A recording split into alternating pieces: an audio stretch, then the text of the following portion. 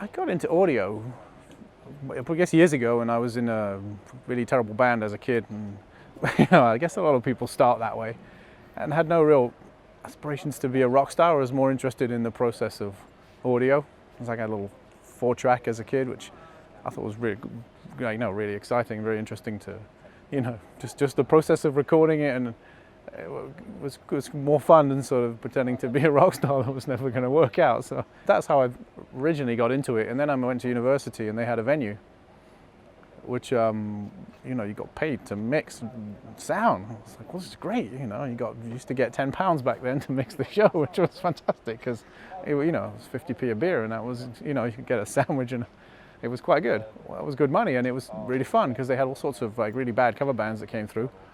So you got to experiment and try things all day long. And I just remember going in there in the afternoon and setting up a CD and just playing with the PA and just going, what does that button do? What does that one do? And then you sort of figured out how it worked. And then from there, got involved, met some more and more people, expressed an interest to bands that were coming through and different sound companies that had provided gear over the years, and ended up landing on Brit Row's door. And I was like, hi, can I go for a gig, please? And so they put me out on a few other things and learned from there.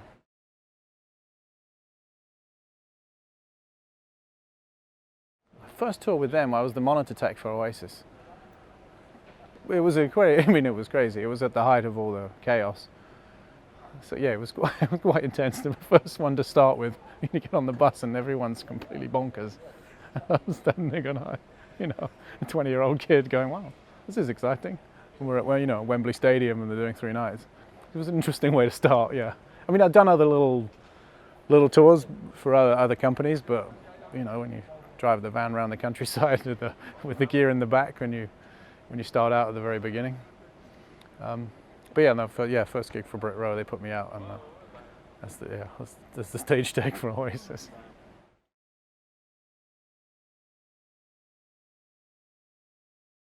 I got Toto quite early on, which was very interesting because I learnt a lot from Simon Phillips, who's a very very friendly but very very studious and very interesting guy. He's very aware of the whole picture of what's going on. He's way more than a drummer, and he's probably the best drummer alive.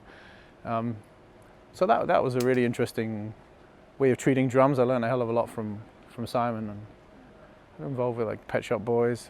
We did a Cure tour. Well, met a lot of Cure tours actually. That was great. I mean, Robert's a very interesting guy and very involved in the whole process. Same with Trent Reznor from Nine Inch Nails.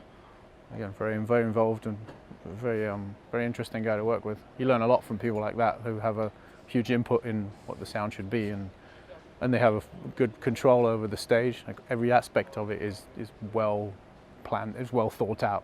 There's nothing. It's not left to chance. It's a very well thought out process of getting it. The whole thing is towards a good show. The lights, the video, the sound, everything is geared up towards that.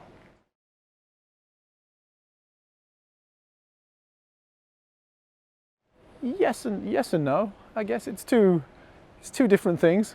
I think most bands at some point have an interest. Some are more vocal than others. I think when you start with any band, you have to gain their trust. So they'll, as it goes along, I guess they get less involved, knowing that you're going to do it the way they want it to sound.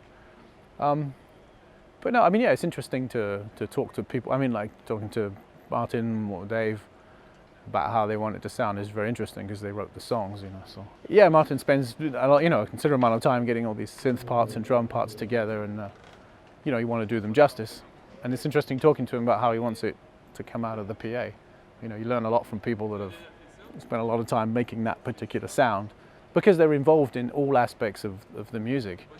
Yeah, and especially with Martin, he's at everything in his. I mean, he's got stuff in his studios from the 80s. He's got stuff that was not released yet. He's got a full spectrum of gear that is as modern as you can get and as vintage as you can get. So it's, there's some great 80s sounds, but he's got some great 80s, 90s, 2000, and he's making sounds from gear he's been lent. There's not people have even got yet.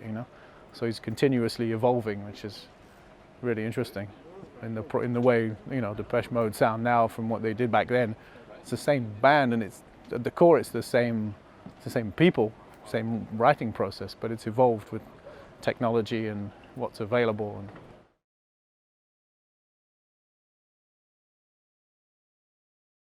I wish I had a really romantic story about it, but I'd done a cure tour, a long cure tour with Tony Gittings, the production manager, and he got Depeche and needed a front of house guy, so he called me and I got invited, which I guess is a lot of in this business. A lot of you get offered a lot of shows because of relationships and how you behaved on a previous tour, and if they liked you, then they ask you to do the next one.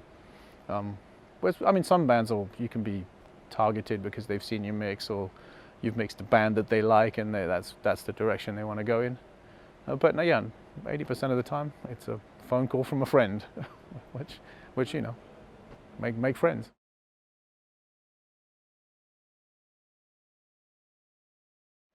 Yeah, it's always hard to tell what I bring to the show. You have to think I think especially in something this size, you have to be reasonable and understanding of your surroundings, because if someone wants to put a hot dog tent in front of one of your delays at the end of the field, you know, you have to, it's a negotiation process. You can't just start marching around being a nuisance. You have to, there's a process to these shows. So yeah, I think you have to be, you know, understanding and reasonable, and obviously it's got to sound good, or you don't last that long, you know. Even if you're a nice guy, you still have to deliver. So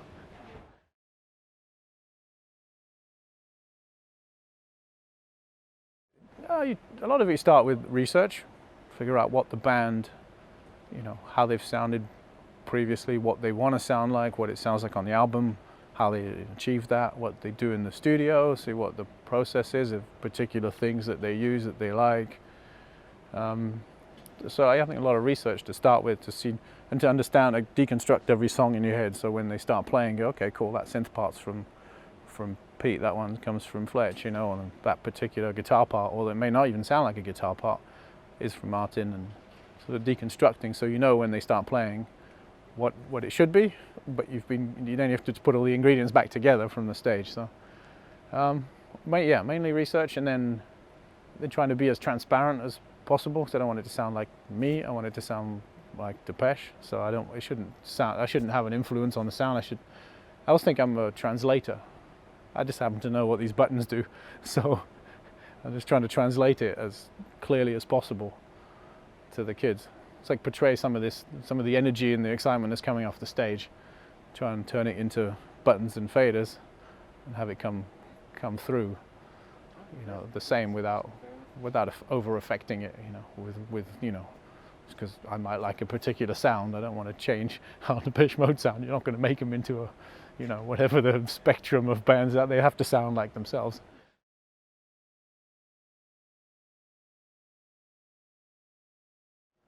I think on stage we have 8 32 boxes, which are the main split. So everything comes from the stage, goes into the SSL splits, into the blacklight box, and then down to me. And we also use the SSL as because they're really clean and nice sounding boxes, we use them as the main stage box. So there's no analog split as such. Everything uses the SSL as the first entry point, and then out the back of the 32 outs on the back of it that is completely through, that are not unaffected by me, go to the monitor console.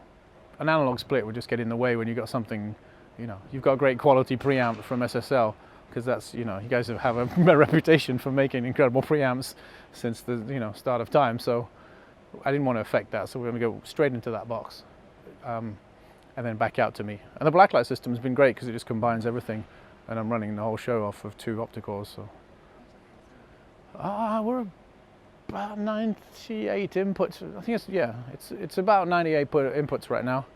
There's a lot of drums. Christian has a really large drum kit. All the microphones are Beyerdynamic. They're fantastic. We use I can go through them all if you want, but there's like D70, D71 on the kick drum, which makes a great combination. D50s on the snare, D35s on all the toms, which are really nice because they clamp on and just sit right, kind of. And everything is clamped to the drum kit, so it's nice and tidy. There isn't mic stands everywhere. There's Pete has a main keyboard, which is a Roland controller, a Virus and a Moog, which he does a lot of bass lines and solos on. Andy Fletcher has a Virus and a main controller as well, which is all run from a side stage computer, which has all the samples and sounds and the library they've built up over the last 30 years they've been doing this. Are all triggered, so they come. We've got like 6 inputs from there, 4 inputs from Andy. We have another 4 from Martin. We have 4 from his guitar rig, which is a Rivera virtual amp, and it also runs through a Kemper, so we can blend the 2 sounds together. Which is quite nice actually, because you can do some like really crazy things in the Kemper and keep the Rivera as like the solid guitar sound. So you can blend, depending on the song, you can go more crazy, more guitar. So there's another 4 inputs from that. Obviously Dave has a TG1000 with a V70 capsule on it, which has worked out really well. It captures that kind of the huge bottom end he has in his voice. Like he has a real tenor, incredible low end in his voice that he captures really nicely, especially on some of the songs like Stripped or that need that low end, the kind of grunty low end that he has in his voice. Pete sings, as does Martin. Martin has 2 stations because on some songs he plays keyboards and some he plays guitar. So we have 2 sets of mics on that. But there's about 30 channels of drums with all the toms. There's 2 kick drums, 2 snares, 2 hats, cymbals everywhere, and we have another pair of 850s, Bayer 850s behind Christian, which goes straight to his ears. So he's got like a very natural sound in there. And I also put 2 M160s at the front, just because they have just a great sounding cymbal sound to them. It's kind of a little dirtier sounding, which I like a lot.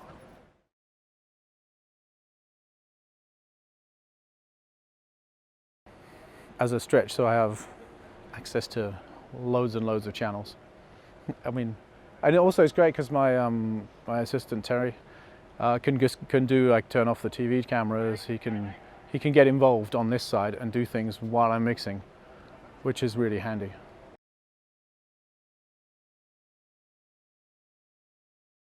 Most of it's on the top because I've done them they're in banks. So I have all my banks here of all the channels that I need. Some stuff's underneath that I don't need to get to every day, but for the bulk of it, in these 8 banks, I've got most of what I need to get to in stereo channels. There's a lot of stereo channels, all the keyboards and stuff are stereo channels, so I only need 1 fader, so it sort of bunches it down to a fairly manageable amount. So I like having them all. I always have all the inputs here in the variable banks. Like I have the drums, all the keyboards and the guitar, the vocals on that one, some of the playback stuff on here, and I always keep the effects up here, so I can see, and then I can see what's going on, which is quite handy. And obviously you have all the VCAs on there all the time. All the input channels come in, and then they go through the VCAs. I also have a whole bunch of stems. They're quite cool. The stem feature is quite cool. The way you can do the effect on one channel. That's quite nice, 1 stem channel, so you can use it as a send and a return. That's a pretty cool feature that SSL have come up and keeps things tidy. You don't need too much stuff. But I also we feed like the broadcast outputs. We feed video. Like if they're recording for a TV channel or something, I have 16 outputs that I can feed to them, because no one wants 98 channels into the video truck. It doesn't really help them. So I'm using a lot of stems to break it up. But yeah, the bulk of it goes input channels, out the master, and using the VCAs.